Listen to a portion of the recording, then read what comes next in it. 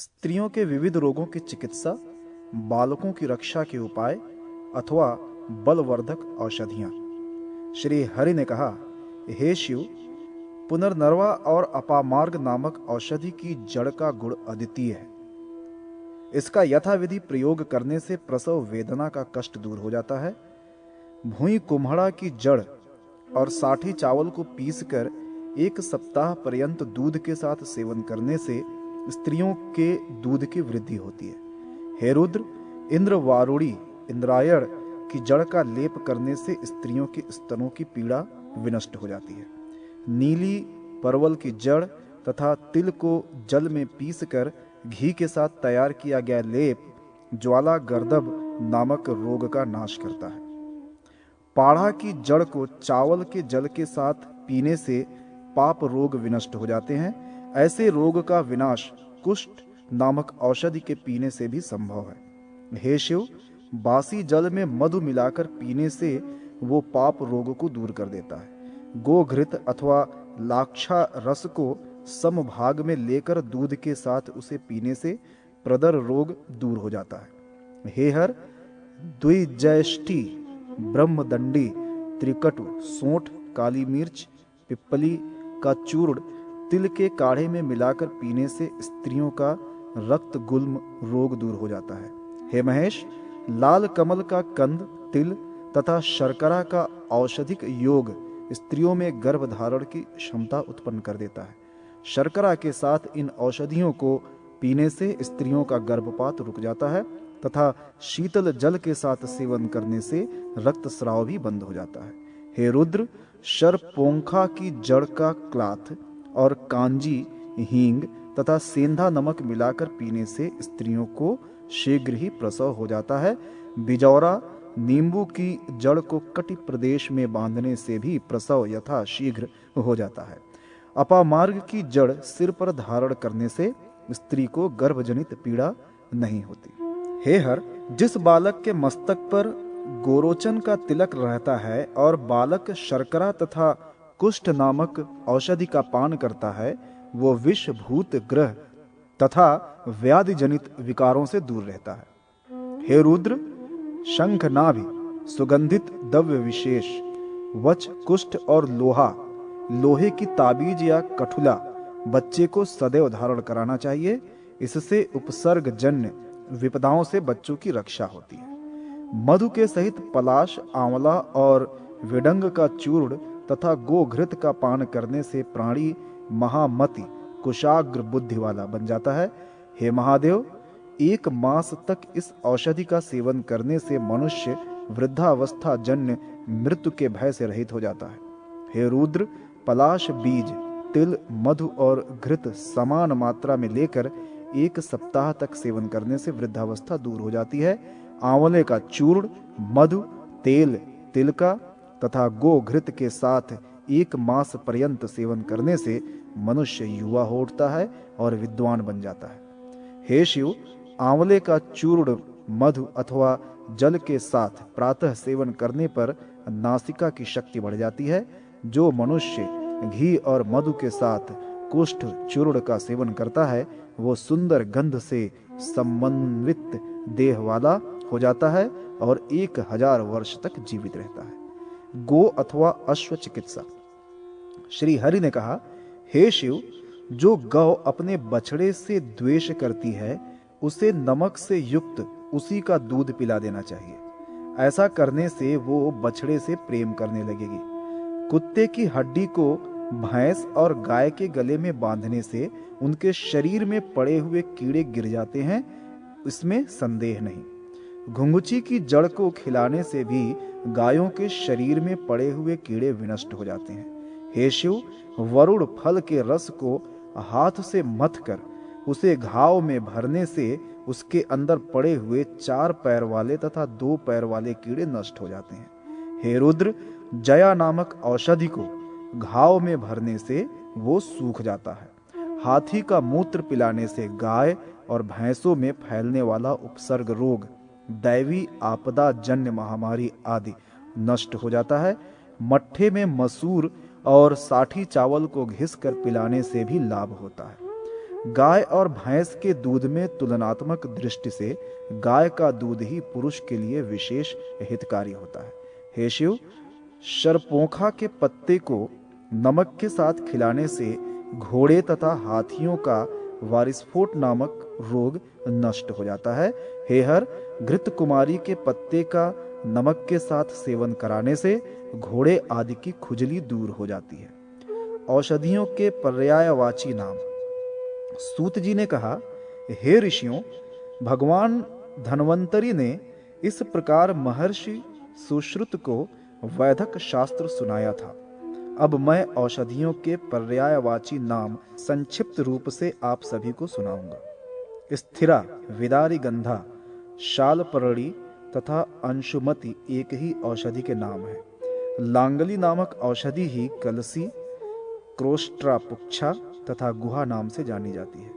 पुनर्नवा को वर्षाभ, कठिल्या और करुड़ा कहा जाता है। उरुवुक, आम तथा वर्धमानक ये एरंड के नाम है। झषा और नागबला को एक ही औषधि मानना चाहिए। गोक्षुर अथवा गोखरू को श्वदंष्ट्रा कहा जाता है।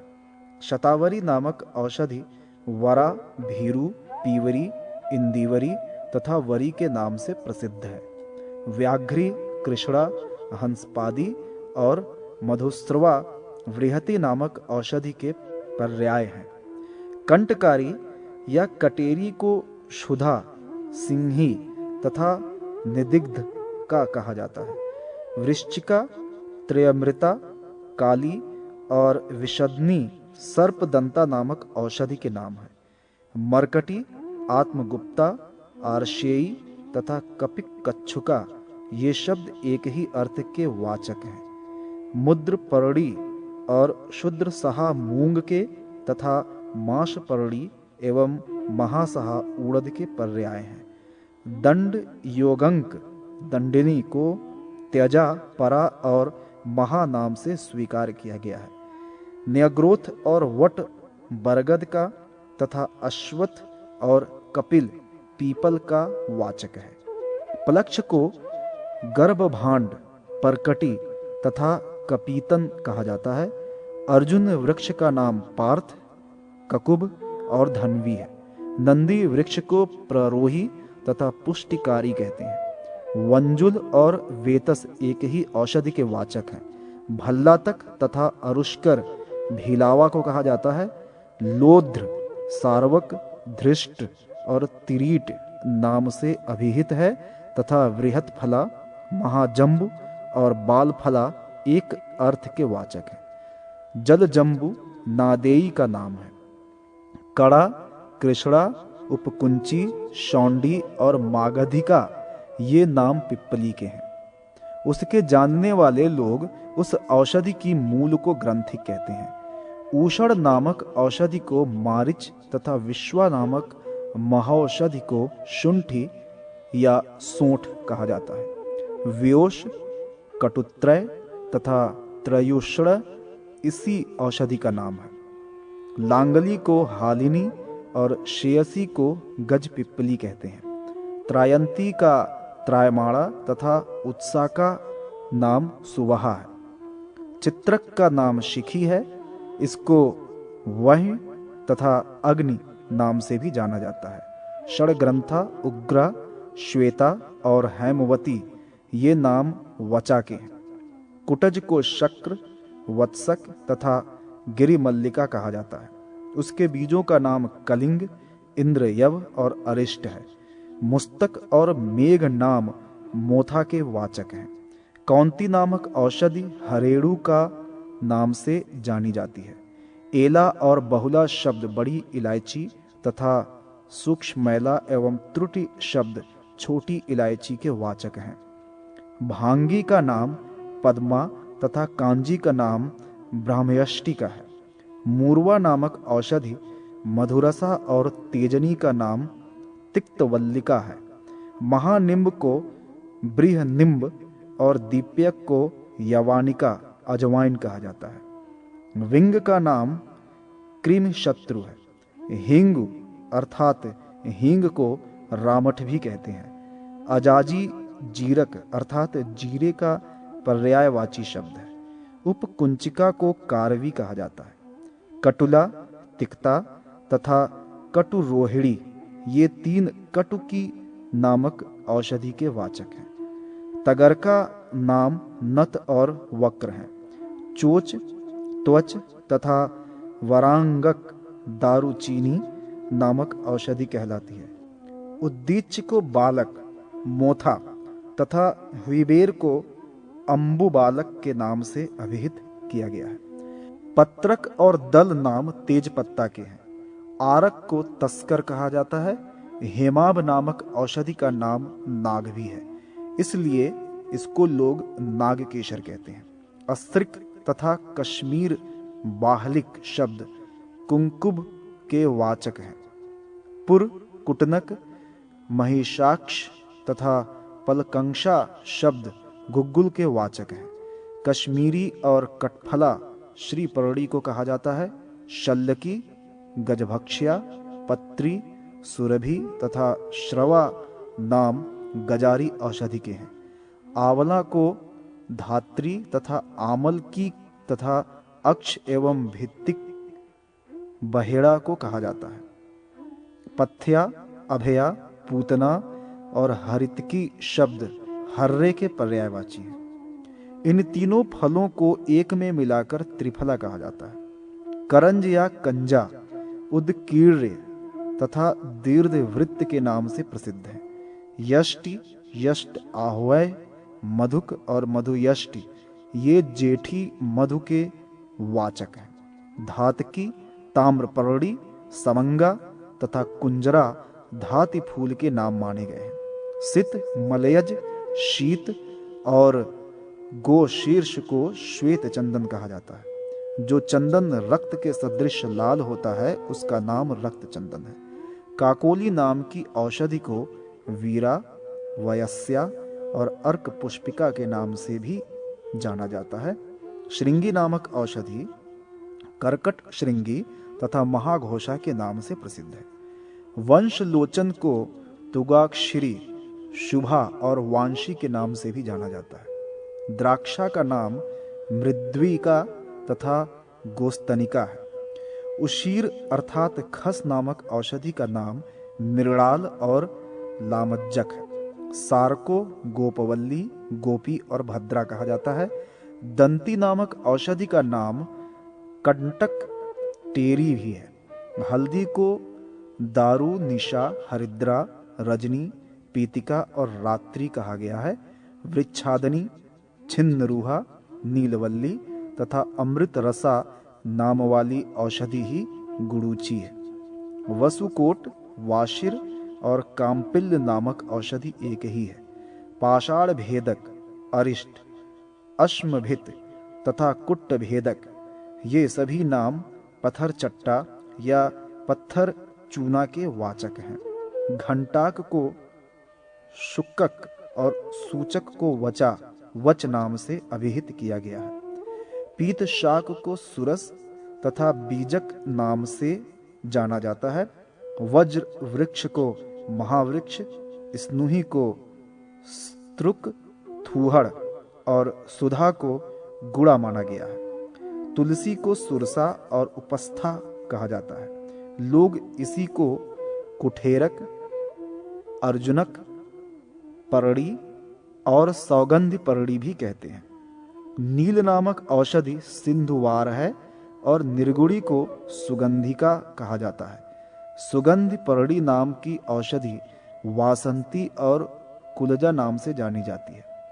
कालियक नामक औषधि के पर्यायवाची शब्द हैं पीत काष्ठ और कतक। गायत्री नाम की औषधि का नाम खादिर है। कंदर अर्थात कत्था उसी का भेद माना गया है। नील कमल के वाचक इंदिवर, कुवलय, पद्म तथा नीलोत्पल माने गए हैं। सौगंधिक, शतदल और अब्ज कमल को कहा जाता है। अजवर्ण, उर्ज, वाजकर्ण तथा अश्वकर्ण एक ही औषधि के नाम हैं। श्लेषमांतक, शेलु और बहुवार एक ही अर्थ के वाचक हैं।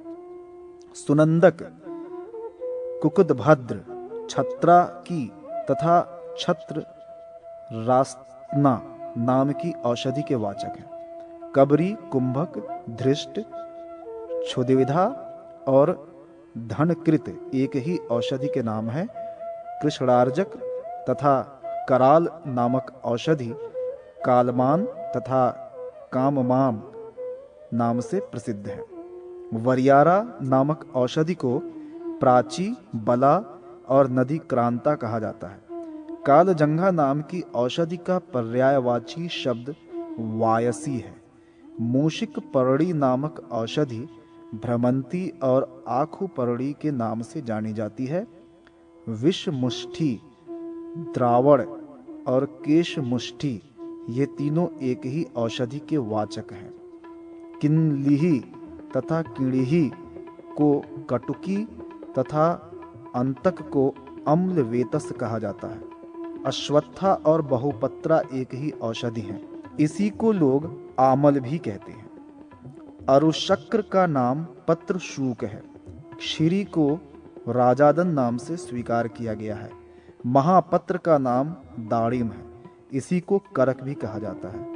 मसूरी, विदली, शप्पा और कालिंदी नाम एक ही अर्थ के वाचक हैं।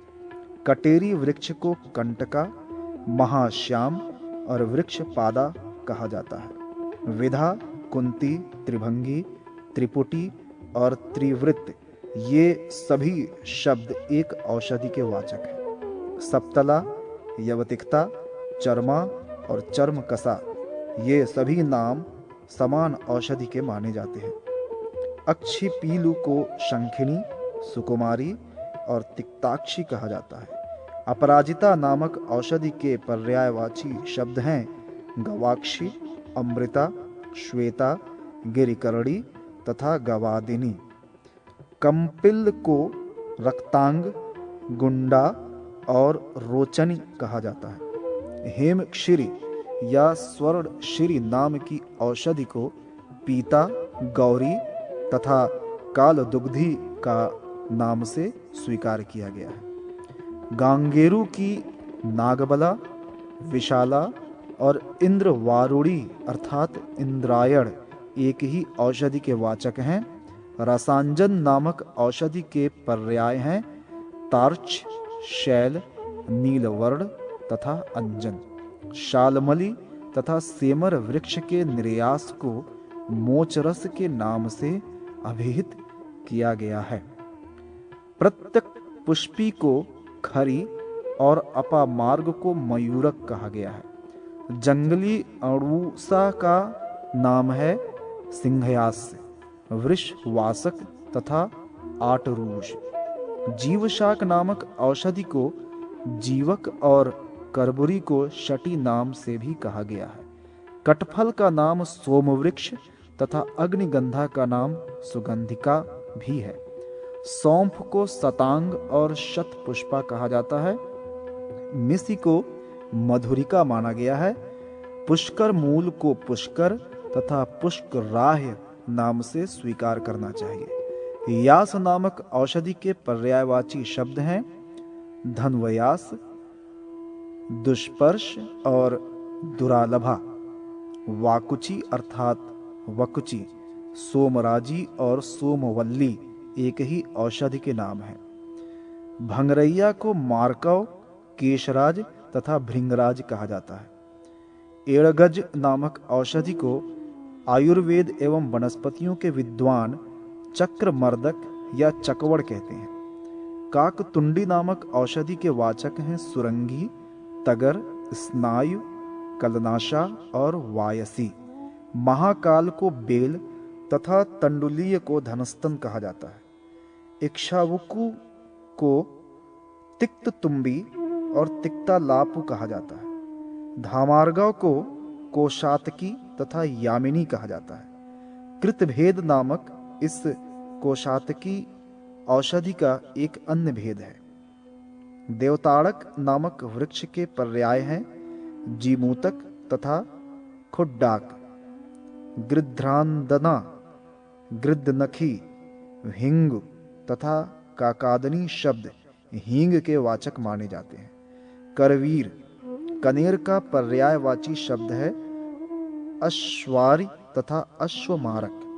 सेंधा नमक को सिंधु, सैंधव, सिंधुत्थ तथा मणिमंथ कहा जाता है। यवक्षार लवण का नाम है क्षार और यवाग्रज। सज्जी या छज्जी मिट्टी का नाम है सर्जिका एवं सर्जिकाक्षर। काशिश के नाम है पुष्प काशिश, नेत्र भेषज, धातु काशिश और काशी। यह पुष्प एवं धातु भेद के दो प्रकार हैं। पंक परपटी गुजराती मिट्टी को सौराष्ट्री, मृत्तिकाक्षर तथा काक्षी कहा जाता है। स्वर्ण माक्षी का नामक मिट्टी के पर्याय हैं माक्षिक, ताप्य, ताप्युत और ताप्य संभवा। मनःशिला या मैनसिल का नाम है शिला। नेपाली मनःशिला को कुलटी कहा जाता है। हरिताल के लिए आल अथवा मनस्ताल नाम प्रयुक्त होता है। गंधक गंधपाषाण तथा रस पारद या पारा कहा जाता है। तांबे के वाचक हैं ताम्र, औदुंबर, शुल्ब और मलेक्ष मुख। लोहे को अद्रिसार, अयस, लोहक तथा तीक्ष्ण भी कहा जाता है। मधु शब्द के पर्यायवाची हैं माक्षिक, मधु, क्षौद्र और पुष्प रस। इसके दो उपभेद हैं ज्येष्ठी मधु और उदकी मधु। कांजी को सुवीरक नाम से अभिहित किया गया है। शर्करा को सीता, सीतोपला और मत्स्यांडी के नाम से कहा जाता है। त्रिसुगंधी नामक औषधि का निर्माण दारूचीनी नामक वृक्ष की छाल, इलायची तथा तेज पत्ता को समान मात्रा में मिलाने पर होता है। इसे त्रिजातक कहा जाता है। उसमें नागकेशर का मिश्रण कर देने पर वह चतुर्जातक हो जाता है। पिप्पली, पिप्पली मूलक, चव्य, चित्रक और नागर के मिश्रित स्वरूप को पंचकोल और कोल कहा जाता है। प्रियंगु को कंकुका, काकुन और कोद्रव को कोदो को कोरदुष के नाम से जाना जाता है।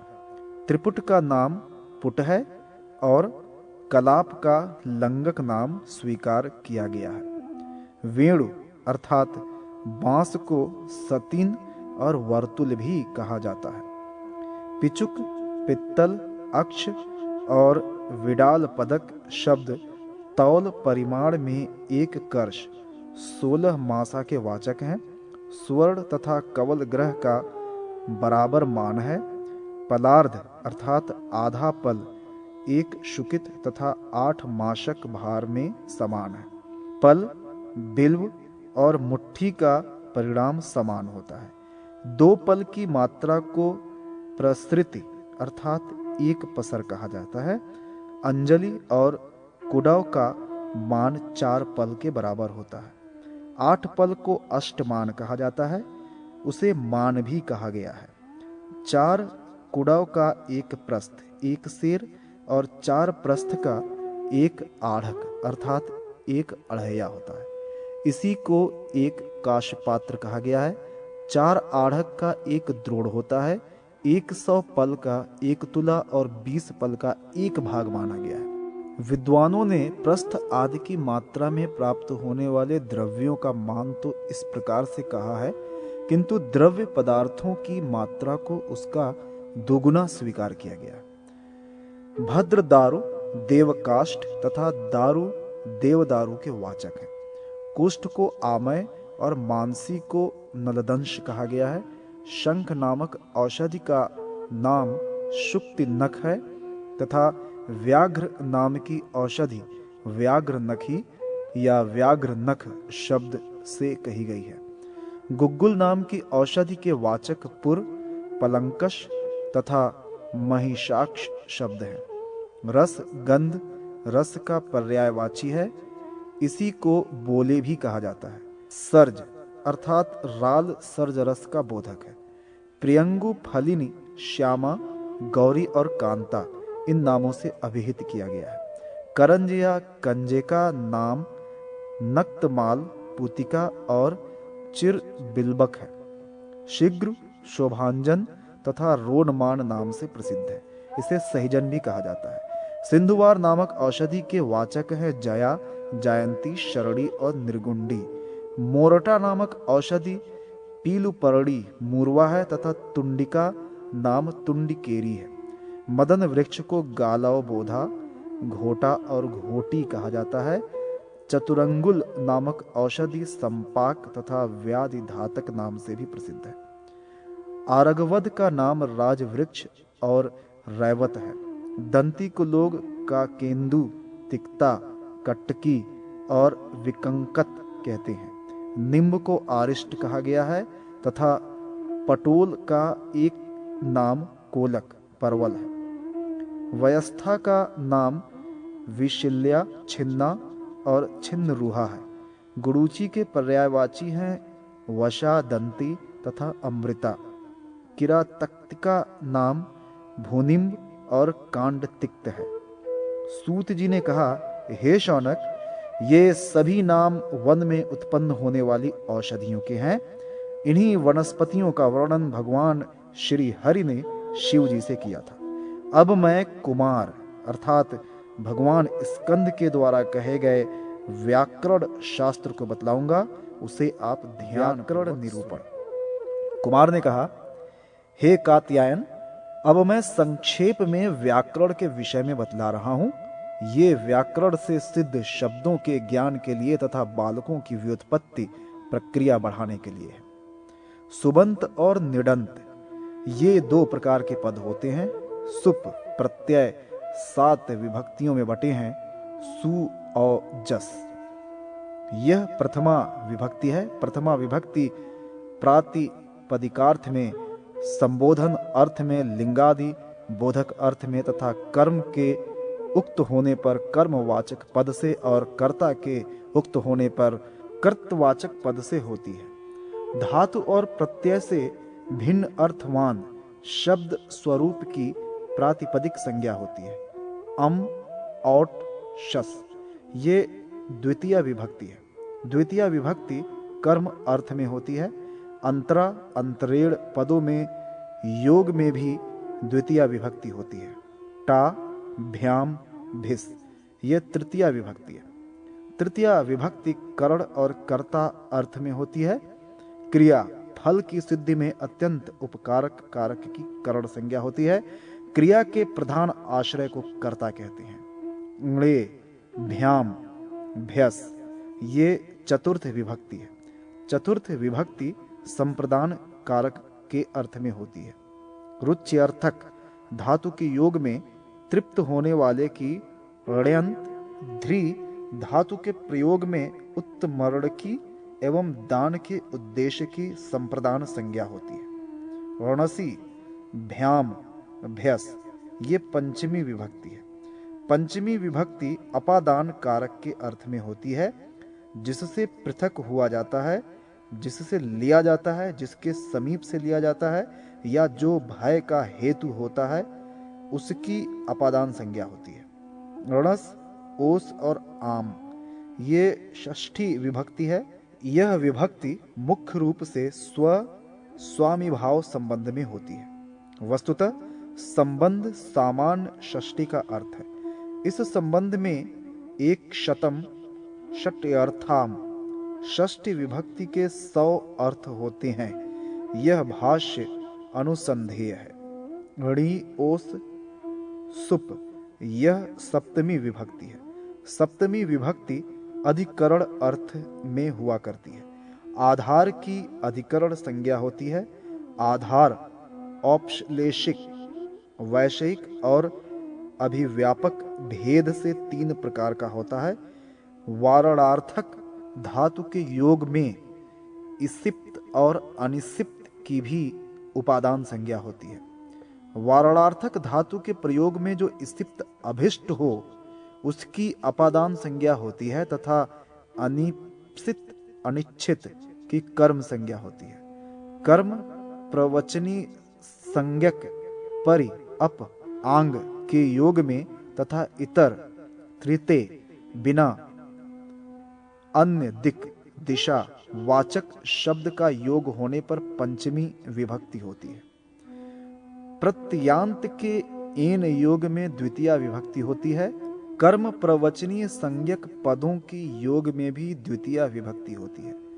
लक्षण अर्थ में इत्थम्भूत तथा आख्यान अर्थ में वीप्सा अर्थ में प्रति परि अनु की कर्म प्रवचनीय संज्ञा होती है।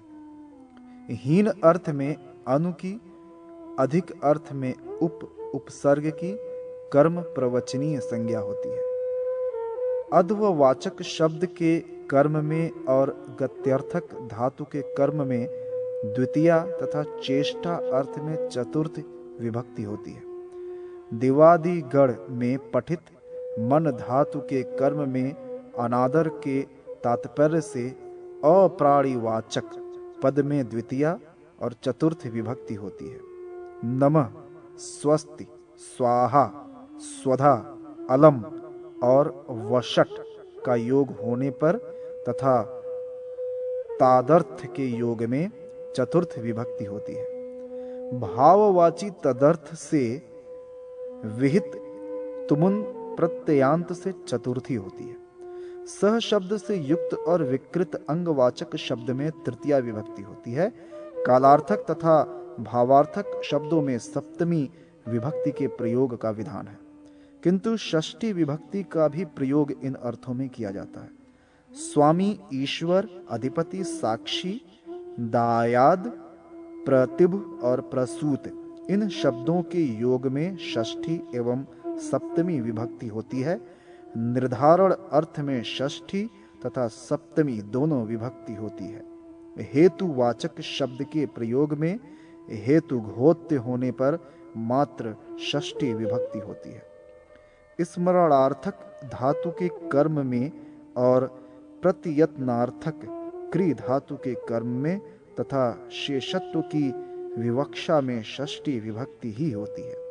हिंसार्थक जासनी पूर्वक और प्रपूर्वक हन आदि और नाट, क्राथ एवं पिश धातुओं के कर्म में शेषत्व की विवक्षा में षष्ठी होती है तथा कृदंत पदादि के योग में कृत कर्मवाचक पद से षष्ठी होती है। निष्ठा प्रत्ययांत के योग में कृत कर्मवाचक पद से षष्ठी विभक्ति नहीं होती। प्रातिपदिक नाम और नाम धातु इन दो भागों में विभक्त हो जाता है। भू आदि धातुओं से लट आदि 10 लकार होते हैं, जिनके स्थान पर तिंग प्रत्यय हुआ करते हैं। तिप, तस, झी प्रथम पुरुष है। सिप, थस, थ मध्यम पुरुष संज्ञक प्रत्यय है और मिप, वस, मस उत्तम पुरुष संज्ञक प्रत्यय है। इन प्रत्ययों की परस्मय पद संज्ञा होती है। आत्मने पद संज्ञक प्रत्यय त, आताम, झ की प्रथम पुरुष संज्ञा तथा थास, आथाम, ध्वम की मध्यम पुरुष संज्ञा और इट, वहिंग, महिंग की उत्तम पुरुष संज्ञा होती है। ये परस्मय पद एवं आत्मने पद प्रत्यय णिच आदि प्रत्ययों की भांति धातु से विहित होते हैं। युष्मद और अस्मद से अतिरिक्त क्रिया का कर्ता होने पर धातु से प्रथम पुरुष संज्ञक प्रत्यय होते हैं। कर्ता के रूप में युष्मद शब्द का प्रयोग होने पर मध्यम पुरुष और कर्ता के रूप में अस्मद शब्द का प्रयोग होने पर उत्तम पुरुष होता है। भू आदि की धातु संज्ञा होती है। सन, क्यच, काम्यच आदि प्रत्यय जिसके अंत में हो उनकी भी धातु संज्ञा होती है। लट लकार का प्रयोग वर्तमान काल के लिए होता है तथा स्म का योग हो जाने पर वही क्रिया भूतकालिक हो जाती है। लिट भूतकाल परोक्ष के लिए प्रयोज्य है। अनदतन भूत के अर्थ में लंक लाकार होता है। आज्ञा तथा आशीर्वाद की क्रिया के निमित्त लोट आदि लकारों का प्रयोग होता है। विधि आदि अर्थ में भी लोट का प्रयोग हो सकता है। विधि निमंत्रण, आमंत्रण, अधीष्ट, संप्रश्न तथा प्रार्थना के अर्थ में जो लिंग होता है उसे विधिलिंग तथा आशीर्वाद के अर्थ में जो लिंग होता है उसे आशिष्ट लिंग कहते हैं। भविष्य सामान्य में लुट लकार होता है और अनधतन भविष्य में लुट लकार होता है। हेतु हेतुम तद्भाव के विषय में क्रिया की अनिष्पत्ति गम्यमान हो तो भविष्य और भूत अर्थों में लिंग लकार होता है। लिंग के अर्थ में लेट लकार होता है, किंतु इसका प्रयोग केवल वेदों में होता है। लकार सकर्मक धातु से कर्ता या कर्म अर्थ में तथा अकर्मक धातु से भाव या कर्ता अर्थ में होते हैं। कृत संज्ञक प्रत्यय कर्ता अथवा कर्म अथवा भाव अर्थ में होते हैं। इसी प्रकार तव्यत आदि कृत संज्ञक प्रत्यय तथा अनियर त्रिच आदि प्रत्यय होते हैं। व्याकरण सार। सूत जी ने कहा, हे विप्रो, अब मैं संहिता आदि से युक्त सिद्ध शब्दों को बतलाने जा रहा हूं, आप उसे सुने। सागता, वीदम, सुत्तमम, पित्तर्षभ, लृंकार, इन पदों में दीर्घ संधि है। लांगलीशा, मनीषा यहाँ पर रूप संधि है। इसी प्रकार गंगोदकम यहाँ गुण हुआ है। तवलकार यहाँ गुण। त्रिडाणम, प्रारणम, वृद्धि, शीतार्थ में दीर्घ, सैंद्री सौकर में वृद्धि, बद्धवासन पित्रर्थ, अनुबंध में यड़, नायक, लवणम, गांव में अयादि, यते, गुण त ईश्वरा में अय और यलोप, ये शब्द स्वर संधि के उदाहरण हैं। देवी गृहमथो अत्र अवेहि पटु इमौ, इनमें प्रकृति भाव है। अश्वा, षड्यस्य, जष्ट्वा, तन्न, अनुनासिक, वाक, चतर्व, षण्ड दलानि, जष्ट्वा, तच्चरेत, श्रुच्छित, तत्व, तल्लुनाति, परस्वर्ण, तज्जलम, श्रुच्छुत, तक्षम, शानकम, छत्व, शुच्युत्व, सुगंधड़त्र, पच्चन्नन, नुट आगम, भवाच्छादयति, अनुस्वार सुट श्रुच्युत्व, भवान झनकर, परस्वर्ण, भवांस्तरति, अनुस्वार सुट, भावांग लिखित, पारस्वर्ण, तांचक्रे, श्रुच्युत्व, भवाश्चेति, श्रुच्युत्व, भवांडीनम, त्वंतरसि, त्वंकरोषि, पारस्वर्ण, ये व्यंजन संधि के उदाहरण हैं।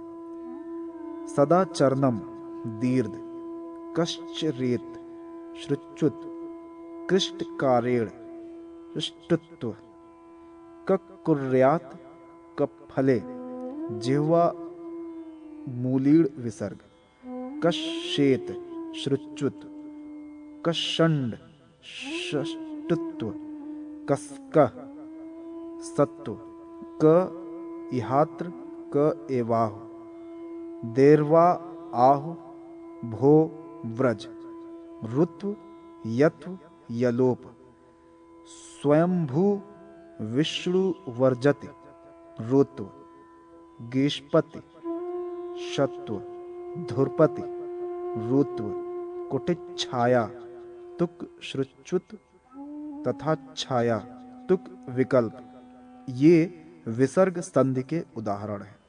समास 6 प्रकार के होते हैं। द्वंद्व, द्विग, तत्पुरुष, कर्मधाराय बहुव्रीहि अव्ययी भाव सद्विज स्वदिज कर्मधाराय त्रिवेद त्रयाणाम वेदाम समाहार द्विगु तत्कृतम तदर्थ वृक्क भीति यद्धनम ज्ञान दक्ष। इनमें क्रमशः तेन कृत तस्मय अर्थ वृक्काद भीति यस्य धनम ज्ञान दक्ष। इस व्युत्पत्ति से तृतीया चतुर्थी पंचमी षष्ठी तथा सप्तमी तत्पुरुष समास है। तत्वज्ञ में बहुव्रीहि तथा अधिमान में अव्ययी भाव समास है। देवर्षि मानवा में देवश्च ऋषिच्च मानश्च। इस व्युत्पत्ति से द्वंद्व समास है। पांडव पांडो अपत्यमिति पांडव इत्यर्थे अण। शैव शिवो देवतास्य इत्यर्थे अण। ब्राह्यम ब्राह्मण भाव कर्म इत्यर्थे त्यज तथा ब्रह्मता ब्राह्मण भाव इत्यर्थे तल आदि तद्वित प्रत्ययांत शब्द है। देव अग्नि सखी पति अंश क्रोष्टा सियार स्वयंभुव पितृ नृ प्रशस्ता प्रशंसक रय धन गौ और ग्लौ चांद्रमा ये अत्यंत पुलिंग के सिद्ध शब्द हैं। अश्वयुक घोड़े से युक्त क्षमाभुक पृथ्वी का उपभोग करने वाला राजा मरुत पवन क्रव्याद मृगव्यध मृग का पीछा करने वाला शिकारी आत्मन राजन राजा यव पंथा मार्ग पूषण सूर्य ब्रह्महन ब्राह्मण को मारने वाला ब्रह्मघाती हलिन हल धारण करने वाला मनुष्य विट जार पुरुष वेधस विधाता उष्णस उष्णा शुक्राचार्य अनंगवान गाड़ी खींचने वाला बैल मधुलिट शहद चाटने वाला भंवरा तथा काष्ट तट कटफोर पक्षी या बढ़ई। ये हलंत पुलिंग के अंतर्गत आने वाले सिद्ध शब्द हैं। वन जंगल वार्य जल अस्थि हड्डी वस्तु सामग्री जगत संसार साम अहम कर्म सर्पिश घी वयुष शरीर तेजस ऊर्जा ये आदि के चार शब्द अजंत और शेष हल प्रत्ययांत नपुंसक लिंग के सिद्ध रूप हैं। जाया पत्नी जरा वृद्धावस्था नदी लक्ष्मी श्री स्त्री भूमि वधु भ्रू भौह पुनर्भ पुनर्जन्म धेनु गौ स्वासा बहन मातृ माता तथा नौ नौका ये अजंत स्त्रीलिंग के सिद्ध रूप हैं। वाक वाणी स्त्रक माला दिक दिशा मुद मुदा प्रसन्नता क्रुध क्रोध युवती ककुभ धौ आकाश दिव स्वर्ग प्रावृट वर्षा सुमना और उषणिक ये हलंत स्त्रीलिंग सिद्ध रूप हैं। अब मैं आपको गुण द्रव्य और क्रिया के योग से बनने वाले स्त्रीलिंग शब्दों को भी बतला रहा हूं। शुक्ल श्वेत कीलालक अमृत के समान पेय पदार्थ शुचि पवित्रता ग्रामणी गांव का अधिकारी सुधी विद्वान पटु चतुर कमलभ कमल से उत्पन्न ब्रह्मा या पराग कर्तृ कर्ता सुमत सुंदर विचारों वाला पुरुष सुन पुत्र सत्या अभक्ष न खाने योग्य दीर्घपा